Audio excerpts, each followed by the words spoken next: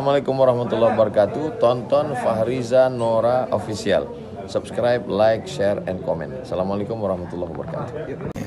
Itu ada sekitar 20 amalan ringan yang diberikan pahala yang sangat besar oleh Allah Subhanahu wa taala. Nah, sebelumnya Bapak Ibu, kita butuh pahala. Karena pahala yang membuat kita selamat. Allah Subhanahu wa taala menyebutkan, wa amma man saqulat mawazinuh, orang-orang yang berat sekali nanti timbangannya di akhirat. Jadi maksudnya berat timbangan kebaikannya. Allah nak katakan fahuwa fi 'aisyatir radiyah, maka dia dimasukkan ke dalam tempat yang dia ridha. Apa yang dia ridha? Surga. Orang kalau sudah mendapatkan surga, maka dia ridha. Bahkan dalam hadis disebutkan, seseorang yang sudah mengalami musibah sepanjang hidupnya, hidup dalam keadaan cacat, miskin, menahan keluh kesah dalam penderitaan sakitnya. Jadi sepanjang hidup itu hidup dalam keadaan betul-betul diberi ujian oleh Allah. Lalu kemudian di akhirat, kata Nabi, Allah ambil orang ini yang penuh penderitaan di dunia ini, lalu Allah celupkan ke dalam surga. Allah celup ke dalam surga. Belum masuk surga, dicelup. Jadi seperti orang kena celup, seperti orang memasukkan celupan teh, jadi celup saja dalam surga gitu, diangkat lagi. Jadi teh seperti dimasukkan dalam air, begitulah kata Nabi, orang ini dicelup ke dalam surga sebelum waktunya masuk surga. Begitu dicelup itu, dia tentu tidak bisa merasakan seluruh keindahan surga, hanya celupan saja. Diangkat oleh Allah. Begitu diangkat, ditanya oleh Allah, masihkah engkau mengingat musibahmu dulu? Masihkah engkau mengingat bahawa engkau hidup dalam keadaan cacat? Masihkah teringat kemiskinan yang menerpamu? Masihkah teringat bagaimana engkau mendapatkan hinaan, ejekan, makian? Apa kata orang ini? Tidak lagi ya Allah. Semua terlupakan dengan keindahan surganya, baru celup, belum suruh masuk. Jadi dites saja oleh Allah. Begitu kehidupan yang ridha. Makanya orang-orang yang timbangannya berat sekali, itu Allah berikan kehidupan yang dia ridha. Maksud ridha, dia tidak komplain. Dia tidak akan lagi mengatakan ini tidak betul, saya maunya kan di surga yang kesekian. Tidak ada lagi, semua ridha. Karena pahala yang diberi itu berlebihan dibandingkan amalan. Amalan sedikit, hidup hanya berjuang cuma sekitar 40 tahun, 50 tahun, lalu Allah cabut nyawa kita, lalu dimasukkan ke dalam kebaikan-kebaikan, tidak sebanding dengan pahala yang diberi. Terlalu banyak pemberian Allah dibandingkan perjuangan kita. Oleh karena itu, dengan pembahasan yang akan kita bahas ini, itu semoga menjadi salah satu andalan kita untuk banyak-banyak mencari, mempersiapkan amal saleh.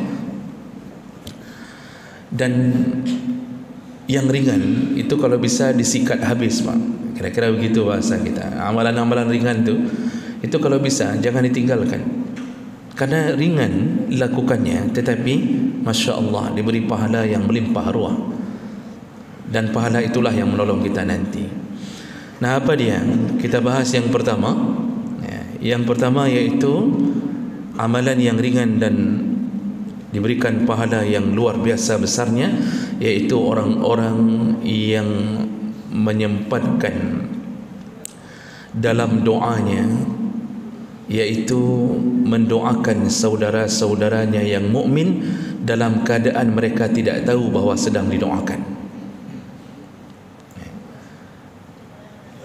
Kita doakan saudara kita yang mukmin dan mereka tidak tahu bahwa kita sedang mendoakan mereka, maka seluruh orang-orang yang kita doakan, sebagaimana kita berharap kebaikan kepada mereka, seluruh kebaikan itu, sejumlah orang yang kita doakan, semua dikumpulkan Allah kebaikan itu, lalu Allah akan masukkan sebagai catatan amal saleh kita. Dan ini berdasarkan hadis Nabi SAW, hadis riwayat Muslim. Rasulullah berkata dari Abu Darda radhiyallahu anhu, qala Rasulullah SAW, ma min 'abdin muslim yad'u li akhihi bi dhahril ghaibi. Kalau ada seorang muslim mendoakan saudaranya bi dhahril ghaibi, dalam keadaan saudaranya tidak tahu bahwa dia sedang didoakan, illa qala al malak al muwakkal, maka malaikat yang mendengarkan doa itu, mereka semua akan berkata apa? Amin. Pertama mereka sebutkan amin, perkenankanlah ya Allah. Lalu malaikat menyambung walaka bimislin, dan engkau pun mendapatkan hal yang serupa. Hadis riwayat Muslim dengan derajat yang sahih. Jadi malaikat setiap kali mendengarkan doa kita kepada satu orang saudara kita, contohnya kita doakan adik kita, ya Allah berikanlah hidayah untuknya, ya Allah berikanlah kesehatan untuknya. Kita sebutkan nama adik kita yang mungkin tinggal entah di mana, bisa jadi mungkin tinggal sangat jauh berseberangan lautan dengan kita. Ketika doa itu terpanjat dari bibir kita, malaikat pertama menjawab amin, perkenankanlah ya Allah. Lalu malaikat kemudian menyambung walaka bimislin, engkau pun mendapatkan perkara yang sama. Kita pun dapat hidayah, kita pun dapat kesehatan sesuai dengan apa yang kita harapkan pada orang lain. Itu baru satu orang. Itu baru satu orang yang kita doakan. Nah, bagaimana seandainya kita mendoakan seluruh kaum muslimin dan muslimat? Dan itu nanti ada hadis yang lain yang lumayan panjang yang menyebutkan kalau sempat kita mengucapkan dalam doa kita Allahumma ighfir lil muslimin wal muslimat, ikhlas di dalam hati, keluar karena berharap semoga Allah selamatkan semua kaum muslimin dan muslimat, maka semua kebaikan yang didapatkan oleh muslimin dan muslimat di seluruh dunia ini Allah kembalikan kepada orang yang mendoakannya. Ini kalau ada berapa miliar kaum muslimin dan muslimat, setengah dunia kaum muslimin dan muslimat, kita minta mereka dijaga Allah, kita minta semoga diampunkan, disayang Allah, maka semua ampunan, semua kasih sayang, semua kesehatan Allah limpahkan kembali kepada kita, sejumlah orang yang kita doakan. Jadi hanya melakukan sedikit amalan di bibir kita, tambah saja sedikit dengan tambahan-tambahan untuk kaum muslimin, subhanallah, bagaimana pahala dikembalikan Allah. Makanya ketika kita mendoakan saudara kita di Palestin, kita memohon kepada Allah, ya Allah tolonglah mereka, tolonglah mujahidinnya, tolonglah mustada'afinnya, orang-orang yang lemah di antara mereka, tolonglah anak-anak orang muslimin di Palestin, ya Allah tolonglah sejumlah mereka semuanya dikembalikan Allah pahala itu kepada kita. Mereka dapat sesuai dengan doa kita, tapi Allah menghitung jumlah mereka, lalu kebaikan itu diberikan kembali kepada kita. Maka dalam catatan amal kita itu akan dipenuhi dengan rahmat, dengan sehat, dengan hidayah. Dari siapa? Dari orang yang kita doakan, tanpa mereka tahu bahwa kita sedang mendoakannya. Ringan, Pak. Hanya tambah itu saja. Makanya jangan lupa kalau berdoa itu doakanlah orang. Karena ini kenapa Allah hargai dengan pahala yang sangat besar? Karena di saat kita mendoakan orang, itu menunjukkan kita telah membuang, mencampakkan sifat ego kita yang hanya ingin kita saja yang selamat. Karena tidak semua orang mau mengucapkan itu. Tidak semua orang. Banyak orang yang hanya memakai ni, Rabbi ghafirli wa li walidayya, ya Allah ampunkan aku dan hanya orang tuaku. Banyak orang yang Rabbi ghafirli warhamni. Jadi semuanya untuk diri sendiri bagus, tetapi dalam adab berdoa lebih bagus ketika dia meminta untuk semua.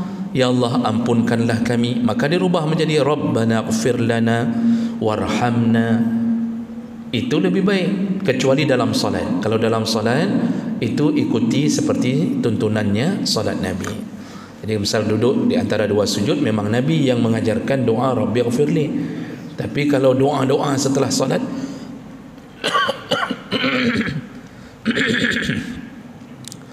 kalau doa-doa setelah salat, maka umumkanlah dia, buat dia jadi umum, Pak. Dari I dirubah menjadi na. Itu salah satu yang diajarkan.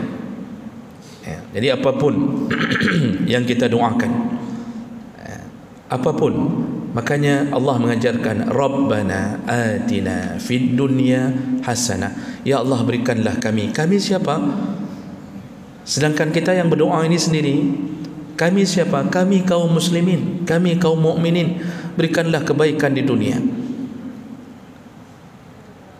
Dan ini adalah sesuatu yang membuat Allah begitu sayangnya. Kenapa? Ini orang benar-benar memikirkan saudaranya yang muslimin. Sebagaimana Allah Subhanahu wa taala memikirkan hamba, Allah banyak mengampunkan hamba, maka kita pun ternyata ada sedikit sifat Allah pada diri kita, memohon orang lain untuk diampunkan. Ini menjadi salah satu andalan. Kalau ingin berdoa, doalah dengan cara yang umum. Sempatkanlah ucapkan lil muslimin wal muslimat wal mu'minin wal mu'minat al ahya'i minhum wal amwat, yang masih hidup, yang sudah mati, ya Allah nepampun mandum ya Allah. Malaikat menjawab apa? Amin. Perkenankanlah ya Allah, walaka bimislin, engkau pun mendapatkan seperti yang engkau doakan. Itu hebatnya orang yang berdoa untuk orang lain. Jadi ini salah satu yang diagung-agungkan dari hamba oleh Allah Subhanahu wa taala. Nah, jemaah melakukan Allah, sedikit lagi yang perlu kita ingatkan. Namun agar doa kita tidak tertolak, itu hati-hati dengan beberapa perkara. Karena doa ini senjata kita, Pak. Nabi-nabi itu kalau seandainya mereka sudah tak mampu bergerak dengan berbagai ancaman, maka doalah yang menjadi senjata. Nabi Nuh 950 tahun berjuang, yang masuk ke dalam agama Islam hanya sekitar 80-an orang. Nabi Nuh mengangkat tangannya memohon kepada Allah, ya Allah ini kaum sudah tidak lagi mau mendengarkan dakwahmu, habiskan ya Allah. Hanya dengan untaian doa habis, Pak. Nabi Muhammad ketika perang Badar memanjatkan doa kepada Allah untuk ditolong, Allah turunkan malaikat. Allah turunkan malaikat. Lalu kenapa doa kita hari ini tapi tidak berhenti? Doa kita hari ini untuk kaum muslimin di Palestin, tapi tidak berhenti penjajahan terhadap mereka, tidak berhenti aniaya terhadap mereka sampai hari ini, Pak. Kenapa itu terjadi? Ada dua kemungkinan. Yang pasti Allah baik. Ada dua kemungkinan. Allah sengaja membiarkan mereka melenggang menuju ke surga dengan kesyahidan. Kita di sini doakan mereka, ya Allah, saudara kami ya Allah, tapi mereka satu setiap hari menuju ke dalam lorong-lorong kesyahidan. Allah selamatkan mereka melalui perjuangan mereka terhadap bangsa Yahudi ini. Itu kemungkinan yang terjadi pertama. Jadi Allah sayang pada mereka. Sebenarnya kita yang harus susah terhadap diri kita. Susah sekali mendapatkan kesyahidan, Pak. Mau cari Yahudi, satu orang pun Yahudi tak ada di Aceh. Yang otak Yahudi yang banyak.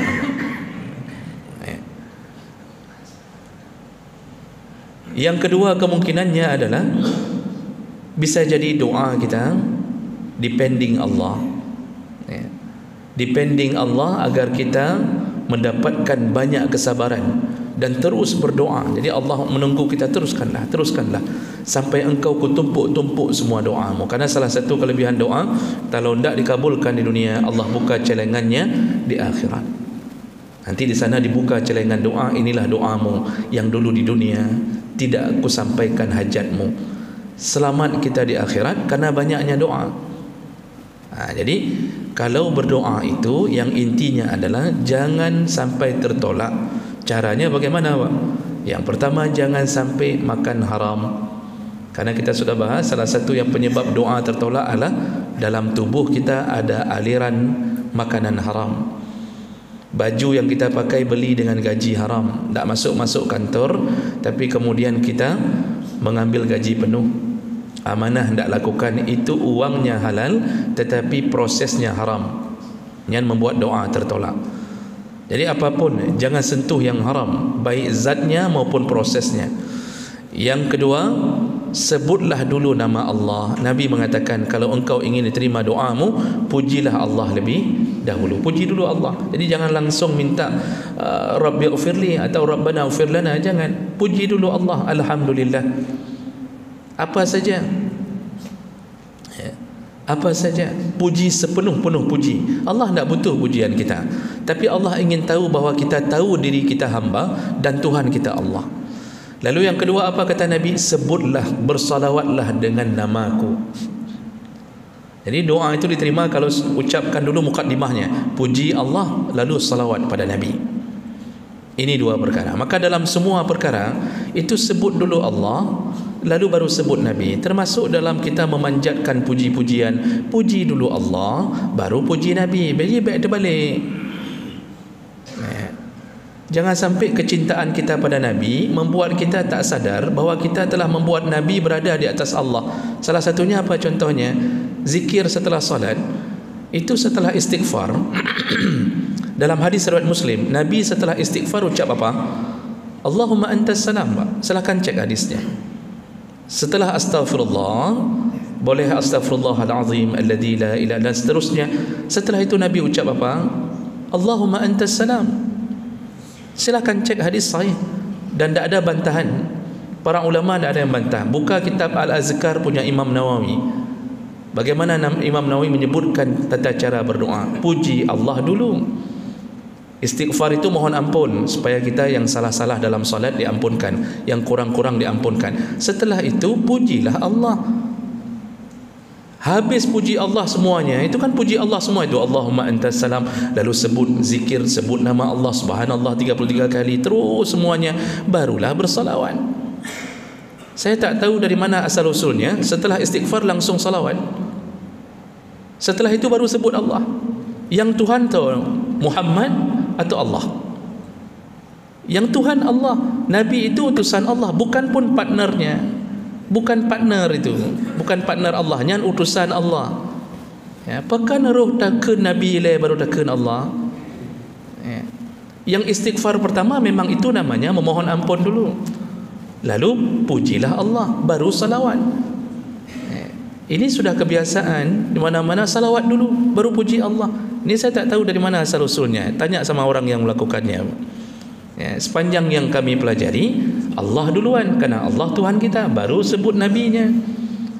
Jadi Nabi pun disebut setelah zikir-zikir itu, di ujung pun tak mengapa, karena dari awal sampai akhir itu puji Allah semua. Semua puji Allah. Jadi jemaah melakukan Allah, kalau doa terlantunkan dengan mukaddimah ini, insya-Allah diterima Allah Subhanahu wa taala. Maka banyak-banyaklah berdoa kepada kaum muslimin dan muslimat. Doakan isteri kita, doakan anak kita, doakan ibu ayah kita, doakan tetangga kita, doakan saudara-saudara kita. Semua pahala itu dikembalikan ke kita. Maka kita tinggal tumpuk-tumpuk pahala hanya dengan mendoakan mereka. Mudah-mudahan ini bermanfaat. Subhanakallahumma bihamdik, asyhadu an la ilaha illa anta, astaghfiruka wa atubu ilaik. Wassalamualaikum warahmatullahi wabarakatuh.